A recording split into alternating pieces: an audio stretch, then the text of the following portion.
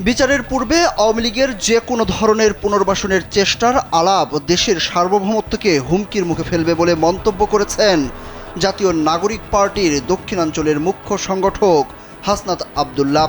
তিনি বলেন, রিফাইন্ড আওয়ামী লীগ নামে নতুন একটি ট্যাবলেট নিয়ে শীঘ্রই আওয়ামী লীগকে পুনর্বাসনের প্রচেষ্টা চলছে।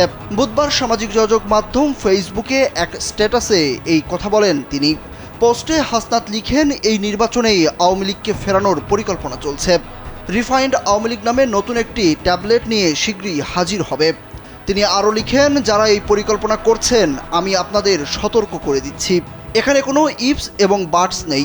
বিচারের পূর্বে আওয়ামী লীগের যে কোনো ধরনের পুনর্বাসনের চেষ্টার আলাপ দেশের সার্বভৌমত্বকে হুমকির মুখে ফেলবে। ভিশনের ফুলঝুরি মেগা অফারে ফ্রিজ কিনলেই পাচ্ছেন 16 পিসের আকর্ষণীয় গিফট বক্স একদম ফ্রি। সুতরাং রিফাইন্ড আওয়ামী লীগের ট্যাবলেট নিয়ে হাজির হবেন না। আওয়ামী লীগের বিচার নিশ্চিত হওয়ার পূর্বে আর কোনো আলাপ নয়, ফুল স্টপ।